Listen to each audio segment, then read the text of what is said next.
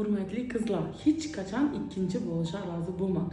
Afsuski bize de şu yaşımız, institut bitirgenimizden keyin yoki bir işe girgenimizden keyin haqlab turgan insonimiz chiqmaydigan bo'lsa, bize уже o'tirib qoldik o'xshaydi, ya yaxshi insona men mos emasman o'xshaydi deb turib, darrov bir insona ikkinchi bo'lishga yoki bir qo'pol etib aytganda u bilan yurishga ehtiyoj paydo bo'ladi va siz shu yerda eng katta xatongizni, hayotingizni eng katta xatosini qilib turgan bo'lasiz. Chunki o'zini turmush o'rtog'ini baxtli qila olmagan erkak sizni hech qachon baxtli etib bilmaydi va sizni orzularingizni, maqsadlaringizni paymol qilgani qoladi.